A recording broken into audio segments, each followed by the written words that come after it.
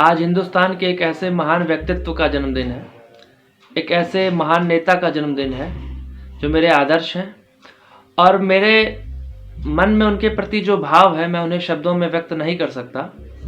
आज के दिन सन 1897 ईस्वी में उनका जन्म हुआ था और 23 वर्ष की उम्र में सन 1920 में उन्होंने ICS इंडियन सिविल सर्विसेज की परीक्षा उत्तीर्ण की और पूरे देश में उन्हें चौथी रैंक हासिल हुई। उन्होंने उस नौकरी से त्यागपत्र दे दिया और हिंदुस्तान आ गए। ऐसे व्यक्तित्व का नाम है नेताजी सुभाष चंद्र बोस। वो भारत 1920 में आ गए। लगभग 11 बार नेताजी को जेल यात्रा करनी पड़ी, क्योंकि अंग्रेजों की नौकरी से वो त्यागपत्र देकर आए थे। तो अंग्रेजों को कहीं ना कहीं एक उनसे चिढ़ थी, तो वो इस कोशिश में रहते थे कैसे उन्हें प्रताड़ित किया जा सके, कैसे उन्हें परेशान किया जा सके। 1920 में जब वो भारत आते हैं तो गांधी जी और चित्तरंजन दास, जिनको नेताजी अपना गुरु मानते थे, उन्होंने उनका स्वागत किया। 1930 में नेताजी को कोलकाता का महापौर चुना गया, जिसमें चित्तरंजन दास जी का विशेष योगदान था।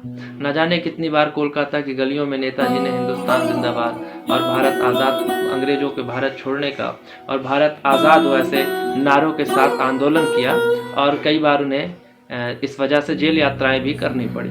1938 में नेताजी को कांग्रेस पार्टी का अध्यक्ष बनाया गया।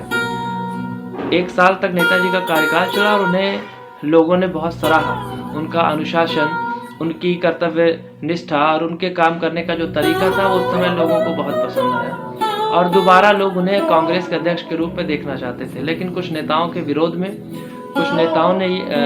में ऐसा हुआ माहौल कि उस समय कांग्रेस पार्टी ने ये तय किया कि अब चुनाव होगा और चुनाव में जो जीतेगा वो कांग्रेस पार्टी का अध्यक्ष होगा।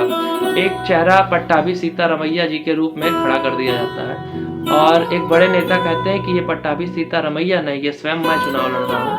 और चुनाव होता है, उसके बाद नेताजी चुनाव जीत जाते हैं। लेकिन नेताजी को दबाव बनवाकर इस्तीफा दिलवा दिया जाता है कांग्रेस के अध्यक्ष के पद से और नेताजी इस्तीफा दे करके वहां से चले जाते हैं। क्योंकि अंग्रेज पहले से ही ताक लगाए हुए थे कि जैसे ही नेताजी ने इस्तीफा दिया, अंग्रेजों ने उनको घर में नज़रबंद कर लिया।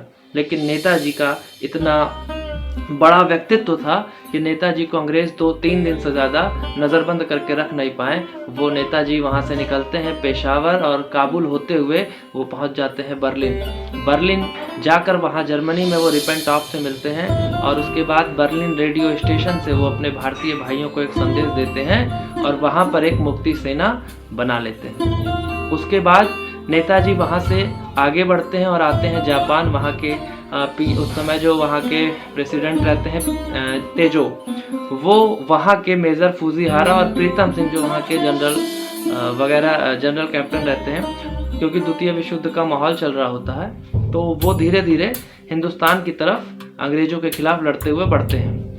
वहाँ जापान में नेताजी को मिलते हैं रास Bihari Bose, Indian independence league के जनक। नेताजी सुभाष चंद्र बोस, रास बिहारी बोस, मेजर फूजीहारा और प्रीतम सिंह, इधर भारत की तरफ से कैप्टन मोहन सिंह आते हैं और ये सारे लोग मिल करके 1943 में सिंगापुर में आज़ाद हिंद फौज का गठन करते हैं नेताजी सुभाष चंद्र बोस के नेतृत्व में और सिंगापुर में एक अस्थायी सरकार बन जाती है जिसे 9 देशों की सहमति मिल चुकी होती है। लेकिन 1945 में दुर्भाग्यवश एक ऐसा विस्फोट होता है जो हिंदुस्तान की एक ऐसी आज़ादी जो होने वाली थी, जहां पूरा हिंदुस्तान का एक अलग ही रूप होता, उस सपने को कहीं ना कहीं उस विस्फोट ने चकनाचूर कर दिया। और जो एक सपना था जो अखंड भारत का और जो एक वो दीप जला हुआ था उस समय, लगातार हमें जो जीत मिल रही थी, वो कहीं ना कहीं वो गति रुक गई थी। ऐसे महान व्यक्तित्व, ऐसे महान नेता सुभाष चंद्र बोस जी का आज जन्म दिवस है और मैं अपने शब्दों से अपने भाव को व्यक्त नहीं कर सकता कि नेताजी सुभाष चंद्र बोस जैसा व्यक्तित्व, उनके जैसा वक्ता, उनके जैसा नेतृत्वकर्ता इस हिंदुस्तान की धरती को मिला। हम अपने आप को गौरवान्वित महसूस करते हैं और एक बार पुनः नेताजी को मैं हृदय से प्रणाम करता हूं। बहुत बहुत धन्यवाद। और आप सभी ने अगर मेरा वीडियो अंत तक सुना उसके लिए आप सभी का बहुत बहुत धन्यवाद। भारत माता की जय।